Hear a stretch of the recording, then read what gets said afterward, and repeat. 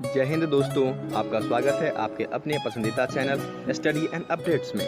जय हिंद दोस्तों, मैं राजकमल आप सभी का स्वागत करता हूं स्टडी एंड अपडेट्स में। और आज के इस वीडियो में हम लोग सीएसएफ के लिए मैथमेटिक्स करने वाले हैं। 3 सेट आपको दिया जा चुका है, आज ये चौथा सेट है। और जैसे कि आपको पता है कि प्रत्येक सेट में 25 प्रश्न होते हैं जो कि मैं करता हूं और एक प्रश्न आपसे पूछता हूं, उसका उत्तर आपको कमेंट बॉक्स में कमेंट करना होता है। तो चलिए शुरुआत करते हैं। ये रहा आपका पहला प्रश्न। The ratio of the present age of A and B is 7:3. If the product of their present age is 336, then find the present age of A. कहा जाता है कि A और B के वर्तमान उम्र का अनुपात 7:3 है। यदि उनकी वर्तमान उम्र का गुणनफल 336 है तो A की वर्तमान उम्र बतानी है आपको। देखिए, यदि आपसे A पूछा यहाँ पर तो क्या हो जाएगा, A का अनुपात, ठीक है, A का अनुपात, A का रेशियो इनटू गुणनफल प्रोडक्ट बटे में क्या हो जाएगा, जो रेशियो है उनका गुणनफल, ठीक है। तो इसको x और y मान लो, ठीक है। यदि यहाँ पर B का पूछा होता तो B का अनुपात आता B का ratio into under root product into x y हो जाता। आपसे पूछा A का है तो A वाला फॉर्मूला आप पुट कर दो। A इक्वल्स टू क्या हो जाएगा, A का अनुपात। तो A का प्रेजेंट एज का अनुपात क्या है, 7 ना, तो यहाँ से हमने 7 डाल दिया इनटू प्रोडक्ट कितना है, गुणनफल 336, तो अंडर रूट 336 और बटे में क्या हो जाएगा 7 इंटू 3, ठीक है, दोनों रेशियो का गुणनफल। तो ये क्या हो गया, ये आपका 7 इंटू अंडर रूट क्या हो जाएगा 336/21। यदि 21 से हम 336 को काटते हैं तो 16 बार में पूर्णतया कट जाता है। इसका मतलब क्या हुआ कि यहाँ पर आपको 7 इंटू अंडर रूट 16 आ गया, जो कि 7 इंटू अंडर रूट 4 का स्क्वायर के बराबर होता है। तो इससे ये कट गया तो ये आपका 7 इंटू 4 हो गया, तो आपको 28 निकल कर चला आया, ठीक है। एक ही वर्तमान उम्र क्या हो गई 28 अर्थात 28 वर्ष। समझ गए, उत्तर क्या हो जाएगा फर्स्ट का उत्तर आपका बी हो जाएगा। समझ में आ गया। यदि ए का पूछे तो आपको ये प्रयोग करना है, बी का पूछे तो आपको ये प्रयोग करना है। शर्त क्या है, यहाँ पर दोनों के वर्तमान उम्र का अनुपात होना चाहिए एवं उनके वर्तमान उम्र का गुणनफल होना चाहिए, तो आप ये सॉल्व कर पाओगे, ठीक है। आगे बढ़े। अब सेकेंड प्रश्न दे दिया आपको, the product of two number is 270 and their difference is 3, what will be the sum of those two number. कहा जा रहा है कि दो संख्याओं का गुणनफल 270 है तथा उनका अंतर 3 है, उन दोनों संख्याओं का योग कितना होगा। तो सम, ठीक है, सम इक्वल्स टू क्या होता है, योग equals to under root D का स्क्वायर। डी क्या होता है, ये डिफरेंस हो गया, ठीक है, डी का स्क्वायर प्लस 4 इंटू प्रोडक्ट गुणनफल, ठीक है। योग इक्वल्स टू अंडर रूट क्या हो जाएगा, अंतर का स्क्वायर प्लस 4 गुने गुणनफल। समझ रहे हैं, चलिए। तो यहां पर क्या हो जाएगा, ये आपका अंडर रूट और अंतर कितना है 3 है ना, डिफरेंस 3 है, ठीक है, अंतर 3 है, तो 3 का स्क्वायर प्लस 4 गुने गुणनफल कितना है 270 प्रोडक्ट, तो 270 हो गया, ठीक है, ये अंडर रूट में है। इक्वल्स टू क्या हो जाएगा, ये आपका 9 हो जाएगा और प्लस में क्या आ जाएगा, प्लस में आपका 4 इंटू 270, तो 270 से यदि 4 को मल्टीप्लाई करते हैं तो ये 0 हो गया, ये 8 हो जाएगा, ठीक है, और 4 टू जाए 8 प्लस 2 10 हो जाएगा, तो ये आपका ये आ गया। तो ये आपका अंडर रूट 1089 आ गया। तो 1089 जो होता है वह 33 का स्क्वायर होता है, ठीक है, इससे ये कट गया, ये आपका 33 निकल कर चला आया। उन दोनों संख्याओं का योग कितना होगा, तो 33 होगा। कहाँ दिया गया है, बी में। सेकंड का उत्तर क्या हो जाएगा, बी हो जाएगा, ठीक है। आगे बढ़े। अब देखिए तीसरा दिया गया है, find the greatest number which when divided by 2840 and 3114 leaves remainder 5 and 9 respectively। कहा जा रहा है कि वह सबसे बड़ी संख्या ज्ञात करनी है जिसमें 2840 एवं 3114 में भाग देने पर क्रमशः शेषफल जो है 5 और 9 बचे। तो देखिए क्या कहा जा रहा है कि यदि 2840 में हम उस संख्या से भाग देंगे तो शेषफल 5 बचना चाहिए। तो ये आपका हो गया 2835। ठीक है, एक संख्या आपका ये हो गया। दूसरा है 3114, उसमें यदि हम भाग देंगे उस संख्या से तो 9 हमें शेष बचना चाहिए। तो ये संख्या हो गया 3105। अब क्या करना है कि ये जो दो संख्या प्राप्त हुई है इनका आप निकाल दो HCF, हाईएस्ट कॉमन फैक्टर। ठीक है, अब देखिए 2835 छोटा वाला है और बड़ा वाला 3105 है, इससे इसको भाग दे देंगे वन टाइम में, तो ये आपका 2835 आ गया। अब यहाँ पर ये 0 आ गया, ये 7 आ गया और ये 2 आ गया, ये कट गया। अब फिर भाग दो 2835। अब वन टाइम में यदि भाग देते हैं तो 270 मिलता है। अब ये 3 आ गया, ये 1 आ गया और ये 5 आ गया, तो शेषफल कम है तो फिर क्या हो जाएगा 270 यहाँ पर आ जाएगा। और 270 में यदि 135 से भाग देते हैं तो 2 बार में पूर्णतया कट जाता है। ठीक है, अर्थात वह सबसे बड़ी संख्या क्या होगी जिसमें 2840 और 3114 में भाग देने पर शेषफल 5 और 9 बचना चाहिए। तो वह संख्या आपका 135 हो जाएगा। ठीक है, ढूंढिए 135 आपके थर्ड में दिया गया है, तो थर्ड का उत्तर आपका सी हो गया। समझ गए? कोई भी दिक्कत आए तो आप कमेंट बॉक्स में हमें कमेंट कर सकते हैं, कोशिश करेंगे कि आपके सभी दिक्कतों का समाधान किया जाए। ठीक है, कोई भी PDF चाहिए तो उन सभी का लिंक आपको डिस्क्रिप्शन बॉक्स में दिया गया होता है, आप वहां से प्राप्त कर सकते हैं। आगे बढ़े। चौथा आपको दे दिया क्यूब रूट ऑफ 27/8। अब हमें 27/8 का क्यूब रूट निकालना है, तो क्या हो जाएगा बताइए?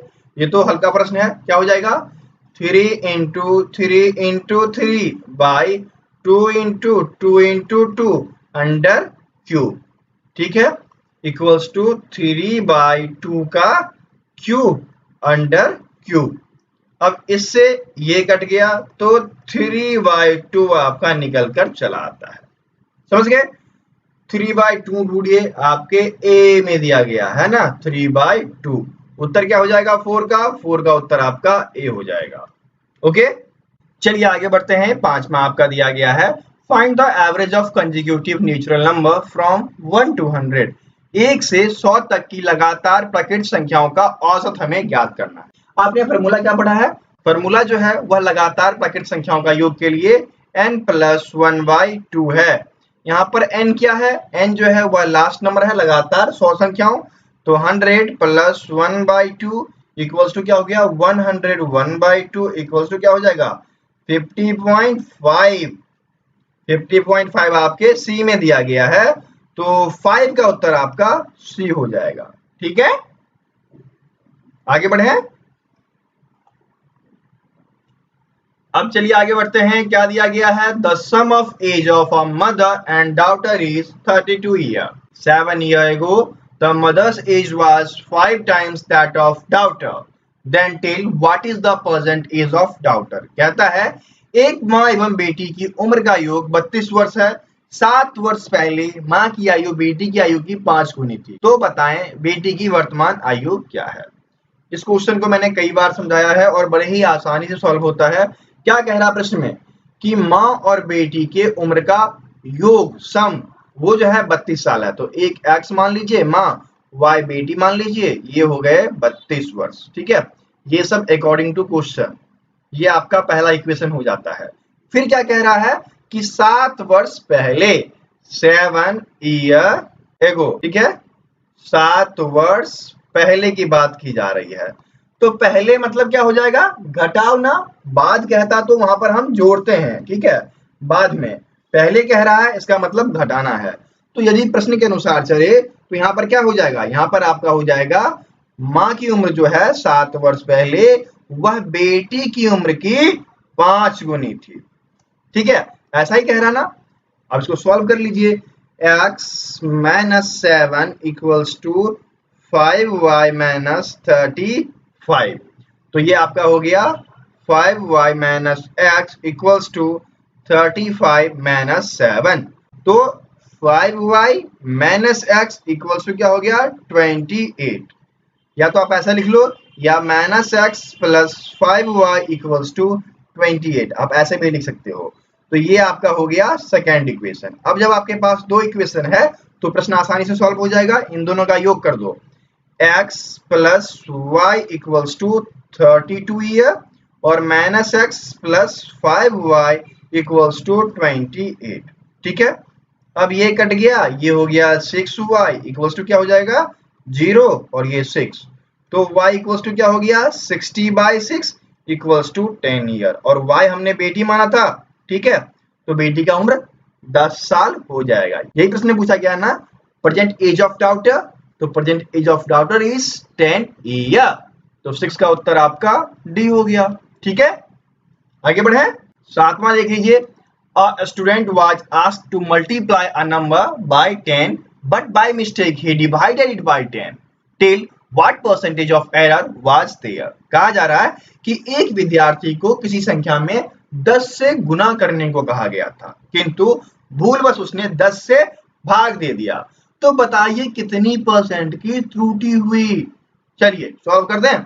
यहाँ पर एक फॉर्मूला आप नोट डाउन कर लो, जो कि शॉर्ट ट्रिक के रूप में लोग प्रयोग में लाते हैं। यहाँ पर हो जाता है x square minus 1 by x square into 100 हो जाता है। ठीक है, यदि एक संख्या से गुना करना था और वहां पर भाग कर देते हैं तो इसका प्रयोग करते हैं। ठीक है, तो यहाँ पर क्या हो जाएगा, यहाँ पर आपको 10 का स्क्वायर माइनस 1 बाई 10 का स्क्वायर गुने 100 हो जाएगा।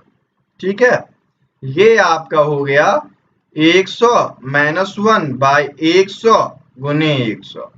इससे ये कट गया, ये आपका 99%। कितने परसेंट त्रुटि थी 99%। कहां दिया गया है 7 के बी में। उत्तर क्या हो जाएगा 7 का बी हो जाएगा। समझ गए, आगे बढ़े। अब देख लीजिए आठवां दिया गया है, if an amount is first increased by 20% and then decrease by 10%, then find the percentage increase or decrease. कहा जा रहा है यदि किसी राशि में पहले 20% की वृद्धि होती है फिर 10% की कमी आ जाती है, तो प्रतिशत वृद्धि या कमी ज्ञात करना है। कैसे निकालोगे, यहाँ पर देखो क्या होता है a minus B minus A B by 100। ठीक है, और यहाँ पर a जो है ग्रेटर वाला, बी जो है वह कम वाला, ये वृद्धि ये कमी। तो 20 माइनस 10 माइनस 20 इंटू 10 बाई 100, ये हो गया 10 माइनस 2 इक्वल्स टू 8% की वृद्धि होगी। 8% आपके बी में दिया गया है, तो 8 का उत्तर आपका बी हो जाएगा। समझ गए। यदि यहाँ पर माइनस होता तो कमी होती, डिक्रीमेंट होता, लॉस होता, लेकिन यहाँ पर पॉजिटिव टर्म है इसलिए यहाँ पर इंक्रीमेंट हुई, तो क्या हो जाएगा लाभ हो जाएगा। आगे बढ़े।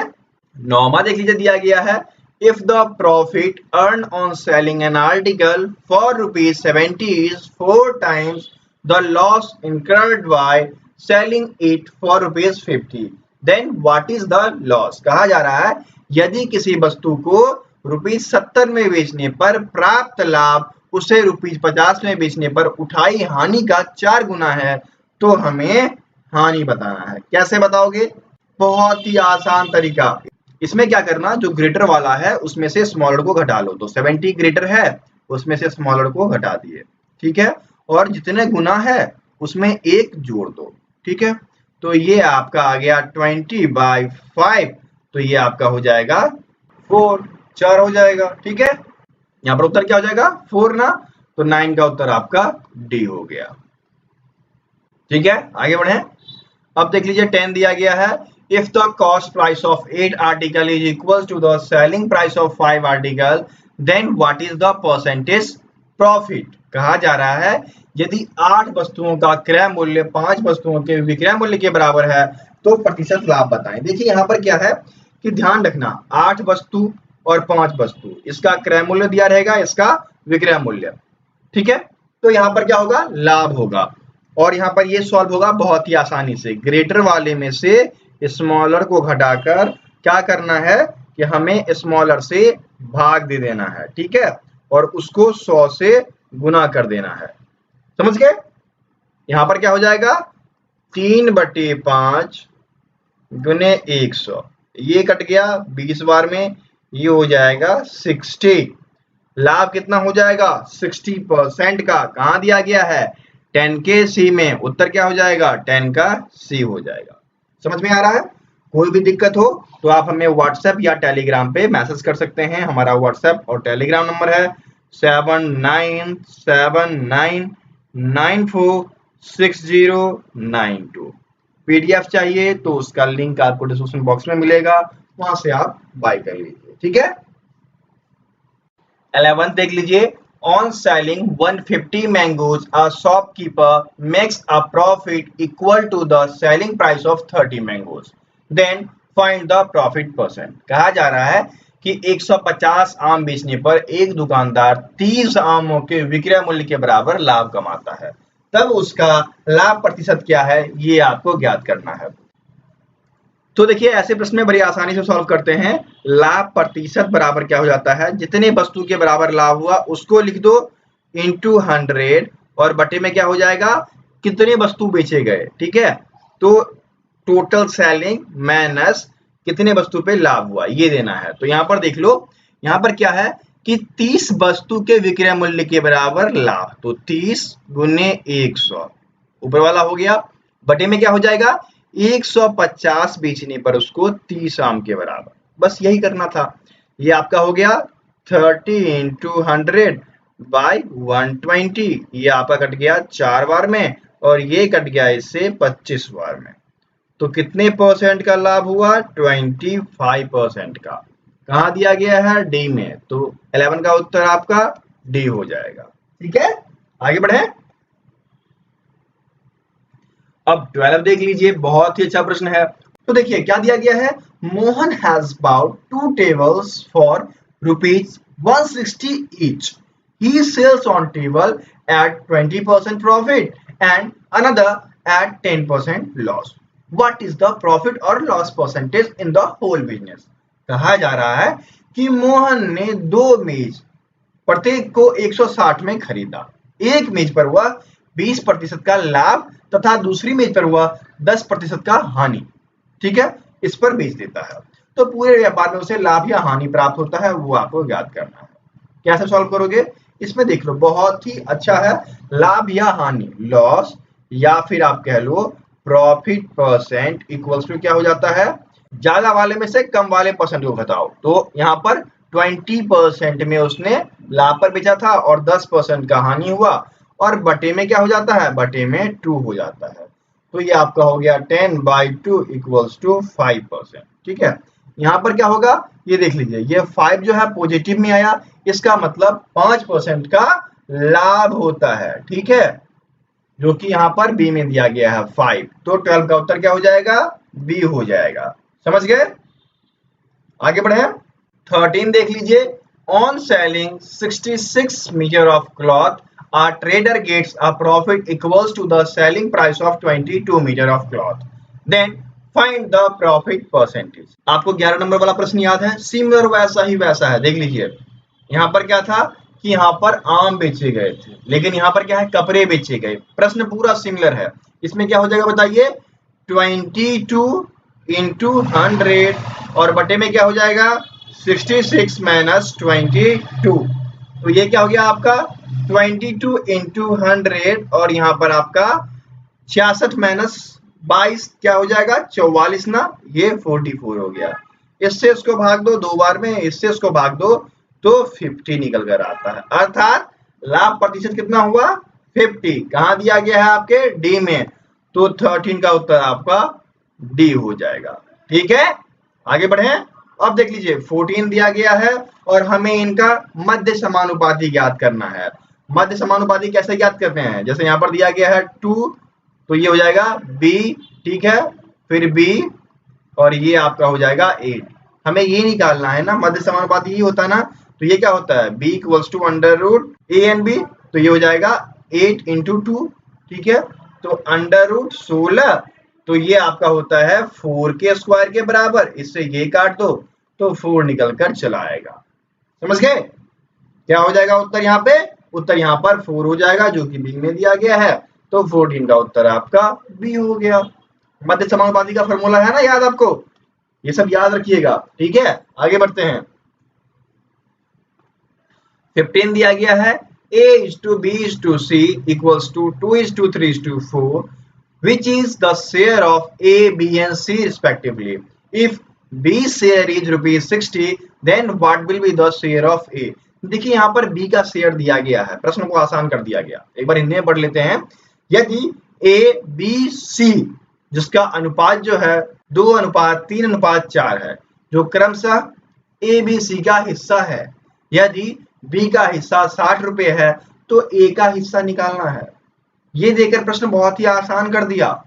यहाँ पर क्या है कि जो टोटल हिस्सा है उसके बाद उसका रेशियो, ठीक है। जैसे यहाँ पर बी का हिस्सा दिया गया है, बी का हिस्सा दिया गया है ना, तो ये ले लो बी का हिस्सा बटे बी का रेशियो।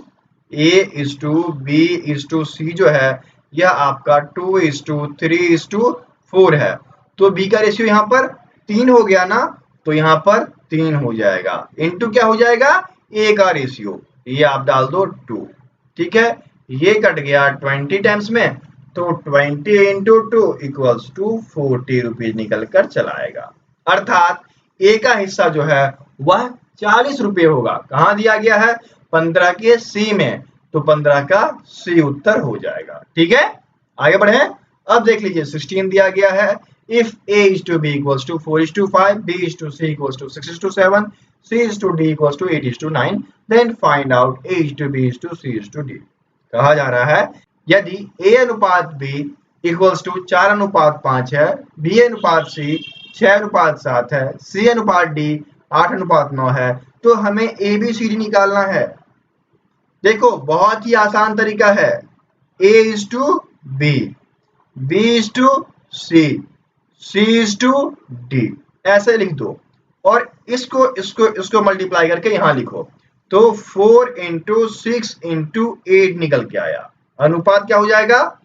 अब यहां पर इस दोनों को मल्टीप्लाई करो और इसको मल्टीप्लाई कर दो, 5 इंटू 6 इंटू 8, ठीक है। अब क्या आएगा? इन दोनों को मल्टीप्लाई करो और इसको मल्टीप्लाई करो, 5 इंटू 7 इंटू 8, लास्ट में क्या होगा? सीधा तिरछा मल्टीप्लाई हो जाएगा, तो 5 इंटू 7 इंटू 9। अब ये आपको करना है, ठीक है, तो कीजिए। 4 इंटू 6 इंटू 8 कीजिएगा तो आपको 192 आएगा, ठीक है। उसके बाद 5 इंटू 6 इंटू 8 38 हो गया, तो 240 आ गया। इसको मल्टीप्लाई कीजिए, 5 इंटू 7 इंटू 8 280 निकल कर चला आएगा। इसको मल्टीप्लाई कीजिए 5 इंटू 7 इंटू 9, ये आपका 315 निकल कर चला आएगा। जोड़िए 192, 240, 240, 240, 280, 315, उत्तर क्या हो जाएगा? 16 का उत्तर आपका डी हो जाएगा, ठीक है। 17 देख लीजिए। Dilip, Ram, Amar start a business by investing 2700 rupees, 8100 rupees and 7200 rupees, and at the end of year Ram got profit of 3600 rupees. What was their full profit? कहा जा रहा है कि दिलीप, राम और अमर ने एक व्यापार प्रारंभ किया, उसमें दिलीप ने 2700 रुपये, राम ने 8100 रुपये, अमर ने 7200 रुपये लगाकर शुरू किया। वर्ष के अंत में राम को 3600 रुपये का लाभ मिला। तो पूरा लाभ क्या था ये बताना है। तो सबसे पहले इनकी जो इन्वेस्टमेंट है, लागत है, उसका रेशियो निकालिए। तो ये आपका 2700 अनुपात 8100 अनुपात 7200, ठीक है। 20 सबका कट गया। अब देख लीजिए 9 तिया 27, 9 नमा 81, 8 नमा 72, 3:9:8 आ गया। ये दिलीप का है, ये राम का है, ये अमर का है, ठीक है। अब आपसे क्या पूछा? अब पूछा है कि कुल लाभ क्या था, और यहाँ पर राम का लाभ दिया गया है 3600, तो कुल लाभ निकाल सकते हैं, आराम से निकाल लेंगे। सबसे पहले क्या कीजिए, इन रेशियो का सम कीजिए, 3 + 9 + 8, ठीक है, और बटे में क्या कर दीजिए राम का, तो राम का 9, और राम का हिस्सा कितना है? 3600, ठीक है। तो 9 चौक 36, 400 बार में कट गया और 9 + 3 + 8 = क्या हो जाएगा, ये आपका 20 हो गया, ठीक है। तो 20 × 400, 4 दूनी 8, 8000 निकल कर चला आएगा, ठीक है। कुल लाभ कितना था, 8000 रुपए। कहां दिया गया है, बी में। तो 17 का उत्तर क्या हो जाएगा आपका, बी हो जाएगा, ठीक है। आगे बढ़े, 18 देख लीजिए।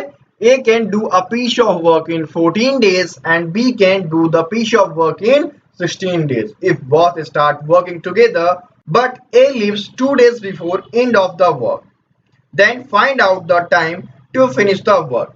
A किसी काम को 14 दिन में तथा B उसी काम को 16 दिन में पूरा करता है। दोनों मिलकर काम को शुरू करते हैं और काम समाप्त होने से 2 दिन पूर्व A चला जाता है। तो काम पूरा होने में लगा समय बताना है। देखिए बहुत ही आसान कर देता हूं। देखिए यहाँ पर ए किसी काम को 14 दिन में, इसको x मान लो, इसको y मान लो, इसको z मान लो, ठीक है। और प्रश्न को आसानी से सॉल्व कर दो। यहाँ पर क्या हो जाएगा, यहाँ पर ए कितने दिन में करता है वो ले लो, a प्लस कितने दिन पूर्व ए चला गया वो लिख दो, ठीक है। a + z, y में क्या हो जाएगा, y में आपका दोनों का, ठीक है, दोनों के काम का अलग अलग। तो यहाँ पर क्या हो जाएगा x + y और इनटू में क्या हो जाएगा, इनटू में आपके b उस काम को कितने दिन में करता है ये, ठीक है। तो यहाँ पर आप देखना a जो है उस काम को 14 दिन में करता है, लेकिन 2 दिन पहले वह चला जाता है। ये जुड़ गया, बटे में क्या हो जाएगा, a का और b का अकेले अकेले करने का कैपेसिटी, इनटू क्या हो जाएगा, b का अकेले का, ठीक है। तो ये आपका हो गया 14 2 16 × 16 बटे इन दोनों को जोड़ो तो ये आपका 30 हो जाता है, ठीक है। इससे काटो 2 8 16 और ये 15 आ गया, ठीक है। अब यदि हम 16 को 8 से गुना करते हैं तो 128 निकल कर आता है और ये नीचे में 15 हो जाता है। तो यदि हम 15 का पहाड़ा पढ़ते हैं तो 15 × 8 करते हैं तो 120 निकल कर आता है ना, 15 8 20 से। तो इसका मतलब हो गया यदि हम 128 में 15 से भाग देंगे तो यह 8 बार में लगेगा और 8 शेष आ जाएगा और बटे में 15 आ जाएगा, ठीक है। इसका मतलब उस काम को पूरा होने में लगा समय जो है वह 8:8/15 जो कि यहाँ पर ए में दिया गया है, ठीक है। तो 18 का उत्तर आपका ए हो जाएगा, समझ गए। आगे बढ़े, अब देख लेते हैं आगे दिया गया है 19। Ramesh covers a distance of 15 km at a speed of 20 km/h, a distance of 14 km at the speed of 10 m/s, and a distance of 21 km at a speed of 28 km/h. What will be his average speed? देखिए यहाँ पर जो speed दिया गया है ना कि रमेश जो है एक बार चला 15 किलोमीटर 20 किलोमीटर प्रति घंटा की रफ्तार से चला, फिर क्या हुआ कि 14 किलोमीटर 10 मीटर प्रति सेकंड की चाल से चला और 21 किलोमीटर 28 किलोमीटर प्रति घंटे की चाल से चला। यहाँ पर आप देखना कि ये चाल, ठीक है, 20 किलोमीटर/आवर में है और ये चाल 28 किलोमीटर/आवर में है, लेकिन ये वाला चाल जो है यह 10 मीटर पर सेकंड में है। हमें यहाँ पर औसत चाल निकालना है ना, तो क्या हो जाएगा, कुल दूरी बटे कुल चाल। तो कुल दूरी क्या हो गया आपका 15 + 14 + 21, ये कुल दूरी हो गया। कुल चाल ले लो, पहले है 20 किलोमीटर/आवर, तो 20 किलोमीटर/आवर प्लस अब यहाँ पर 10 मीटर पर सेकंड, इसको किलोमीटर/आवर में चेंज कर दो ना, तो 18/5 से मल्टीप्लाई हो जाएगा और प्लस में क्या हो जाएगा 28, ठीक है। ये 2 जा में कट गया और ये आपका 36 हो गया, समझ गए। ये क्या हो गया आपका, इनको जोड़िए तो ये आपके 9 1 10 हो गया 0 और ये आपका 50, ये आपका 50 आ गया ऊपर वाला। नीचे वाला क्या हो जाएगा 20 + 36 + 28, तो ये आपका हो गया 50 और बाय में 84 किलोमीटर/आवर, ये हो जाएगी औसत चाल। तो 50/84 आपके यहाँ पर बी में दिया गया है, ठीक है। तो 19 का उत्तर आपका बी हो गया। चलिए आगे बढ़े, अब देख लीजिए 20 आपका दिया गया है। A sailor can cover a distance of 18 km downwards in 40 minutes. If the speed of stream is 4 km per hour, then find out the speed of sailor in upstream. क्या कहता है कि एक नाविक धारा की दिशा में 18 किलोमीटर की दूरी 40 मिनट में तय कर लेता है। यदि धारा का वेग 4 किलोमीटर प्रति घंटा हो तो धारा के विपरीत नाविक की चाल ज्ञात करनी है। बहुत ही आसान है ना। तो देख लो यहाँ पर फॉर्मूला क्या होता है, धारा का वेग, ठीक है, speed of stream equals to क्या हो जाएगा, धारा की दिशा में चाल, ठीक है। तो downstream minus upstream by 2 हो जाता है। बस इसी पे सॉल्व कर दो। स्पीड ऑफ स्ट्रीम धारा का 4 किलोमीटर प्रति घंटा इक्वल्स टू डाउन स्ट्रीम जो है वह 18 किलोमीटर की दूरी जो है वह तय किया गया 40 मिनट। तो इसको चेंज करो किलोमीटर पर आवर में, क्योंकि यहाँ पर घंटा दिया गया है। तो 40 को 60 से भाग दे दो, माइनस अप स्ट्रीम बाय 2। तो ये आपका हो गया 4 इक्वल्स टू 18 गुने 60 बटे 40 माइनस अप स्ट्रीम बाय 2। ये इससे कट गया, 2 दूनी 4, 2 नमा 18, 2 6, ठीक है। तो उसके बाद इसको आपस में गुना कर दो। तो 4 गुने 2 equals to 9 27 minus upstream. तो अप स्ट्रीम इक्वल्स टू क्या हो जाएगा, 27 माइनस 8 इक्वल्स टू क्या हो जाएगा, इक्वल्स टू आपका 19 किलोमीटर पर आवर निकल कर चला आएगा, ठीक है। 19 किलोमीटर पर आवर आपके सी में दिया गया है, तो 20 का उत्तर आपका सी हो जाएगा, ठीक है। आगे बढ़े। अब देख लीजिए 21 दिया गया है, the cost of 2 types of sugar are 75 kg and 120 per kg respectively. They should be mixed in some ratio so that price of the mixture become rupees 95 per kg.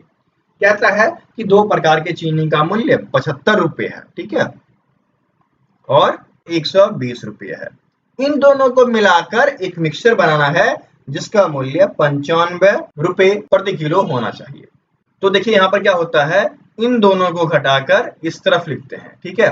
तो बड़े वाले में से छोटे वाले को घटा दो, अनुपात क्या हो जाएगा, बड़े वाले में से छोटे वाले को घटाकर इस तरफ लिख दो। तो 95 माइनस 75, ये आपका कितना आ गया, ये आ गया आपका 25 और ये आ गया आपका 20। तो 25 25 5 चौके 20, तो 5:4 हो जाएगा, ठीक है। 5:4 आपके बी में दिया गया है, तो 21 का उत्तर आपका बी हो गया, ठीक है। आगे बढ़े। अब देख लीजिए 22 दिया गया है, if a sum of money had been lent for 5 years at 7% instead of lent of 6 years at 5% interest, then rupees 250 more would we have been earned. Find the principal. कहा जाता है यदि कोई धन 5% ब्याज की दर से 6 वर्ष के लिए उधार देने की जगह 7% पर 5 वर्ष के लिए दिया गया होता तब जाकर 250 रुपये ज्यादा मिलता। तो हमें मूलधन निकालना है। बहुत ही आसान है। मूलधन बराबर क्या हो जाएगा, मूलधन बराबर जितना ज्यादा प्राप्त हुआ है 250 या जितना प्राप्त करना है गुने 100 और बटे में क्या हो जाएगा R1T1 माइनस R2T2, ठीक है।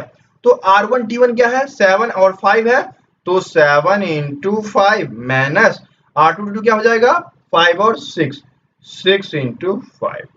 तो ये आपका हो गया 250 गुने 100 बटे 35 माइनस 30 इक्वल्स टू क्या हो गया 250 गुने 100 बटे 5। इसको 20 बार में काट दो, क्या हो जाएगा 5000 निकल कर चला आएगा।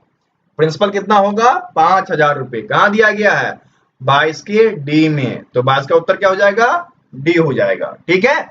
अगला देख लो 23rd दिया गया है, if a sum of money becomes 2:1/4 times in 2 years at compound interest, then what is the rate of interest? यदि कोई धन चक्रवृद्धि ब्याज पर 2 वर्ष में 2:1/4 गुना हो जाता है तो ब्याज की दर बतानी है। यहाँ पर रेट ऑफ इंटरेस्ट का एक फॉर्मूला है, rate of interest equal to √n, जितना गुना हो जाता है, ठीक है, और यहाँ पर टाइम हो जाता है -1 और उसको 100 से गुना कर दो। तो देखिए यहाँ पर √n करेंगे तो यहाँ पर n इक्वल टू क्या हो जाएगा, 2:1/4 है, इक्वल टू क्या हो जाएगा, 4 दूनी 8 1 9/4।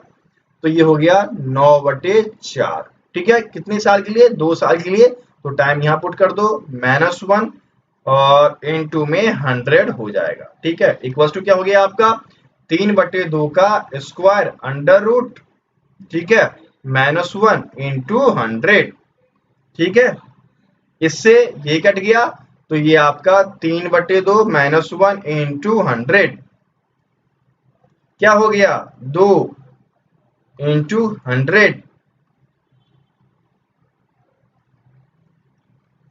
रेट क्या होना चाहिए 50%। ब्याज दर जो होगा 50% होगा।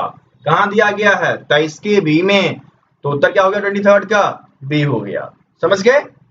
चलिए आगे बढ़ते हैं। 24 जो है आपका बार ग्राफ से दिया गया है और उसमें क्या है, what is the average sale of all the branches for year 2000। वर्ष 2000 के लिए सभी शाखाओं का औसत बिक्री क्या है, जो कि हजार में निकालना है। देखिए 2000 वाला ना, 2000 वाला ये रहा आपका स्काई ब्लू कलर का, तो स्काई ब्लू कलर वाले को जोड़ो। पहला है आपका 80, 80, दूसरा है आपका 75, तीसरा है आपका 95, चौथा है आपका 85, पांचवा है आपका 75, छठा है आपका 70 और बटे में क्या हो जाएगा 6 शाखाएं हैं ना, तो 6 आ गया। इन सब का योग करो, कितना निकल के आएगा, इन सब का योग आपको 480 निकल के आएगा बटे 6 इक्वल टू क्या हो जाएगा 80 निकल के आ जाएगा। उत्तर क्या होगा 24 का, 24 का उत्तर आपका बी हो जाएगा। ठीक है, आगे बढ़े। चलिए आगे बढ़ते हैं। 25 जो कि रेशियो पे आधारित है और इसमें ये दिया गया है कि what is the ratio of the total sale of branch B2 for both years to the total sale of branch B4 for both year. कहता है कि दोनों वर्षों में शाखा B2 की कुल बिक्री का और शाखा B4 के 2 वर्षों में कुल बिक्री का अनुपात क्या है ये बताना है। तो 2 वर्षों के बिक्री का ना 2000 और 2001, यहाँ पर देखना B2 और B4 की बात की गई है ना। तो B2 में देखो कुल बिक्री कितना है 75 और 65। ठीक है, तो 75 प्लस 65 ये हो गया और दूसरा अनुपात निकालना है किसका B4 का। तो B4 का देख लो 85 और 95, 85 प्लस 95। ठीक है, तो इन दोनों को सम करो 140 आ गया और इन दोनों को सम करो 180 आ गया। इससे इसको काटो 2 सत्ते 14 और 2 नम 18, तो 7:9 निकल कर चला आएगा। 7:9 जो है यह ढूंढ लीजिए, ये आपके डी में दिया गया है, तो 25 का उत्तर आपका डी हो जाएगा। ठीक है, अब चलिए आगे बढ़ते हैं और ये प्रश्न आपको बताना है। ठीक है, ये आपका आज का प्रश्न है और इसमें दिया गया है the Indian navy conducted operational demonstration eight which city. भारतीय नौसेना ने किस शहर में ऑपरेशनल डेमोन्स्ट्रेशन आयोजित किया।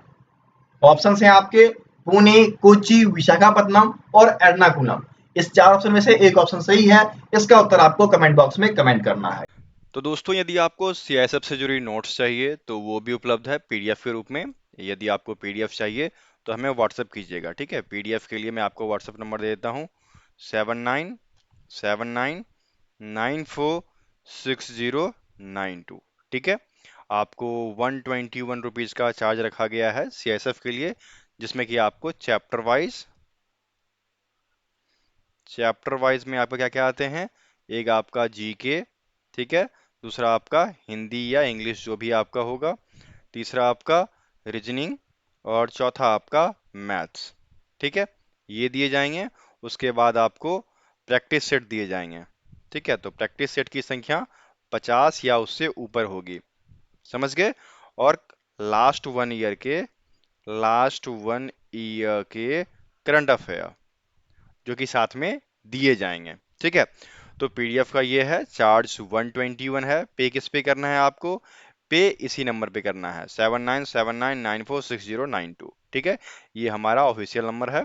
व्हाट्सएप हो, टेलीग्राम हो, जहां भी आप ढूंढेंगे इसी नंबर से मैं आपको मिल जाऊंगा। ठीक है, और यदि आपको फ्री का मॉक टेस्ट चाहिए तो वो भी मैं आपको बता दूं, फ्री मॉक टेस्ट सीरीज जो कि आपको हमारे वेबसाइट पे दिया जाएगा फ्री। वेबसाइट क्या है? www.studyandupdates.in। डॉट इन वाले पे फ्री आपको ऑनलाइन मॉक टेस्ट सीरीज दिया जाता है, वहां पर जाकर आप उस टेस्ट सीरीज को लगा सकते हैं। ठीक है, कोई भी दिक्कत होगा हमें कांटेक्ट कर लीजिएगा। हमारा व्हाट्सएप नंबर है 7979946092। ठीक है, फिर मिलते हैं अगले वीडियो में, तब तक के लिए जय हिंद।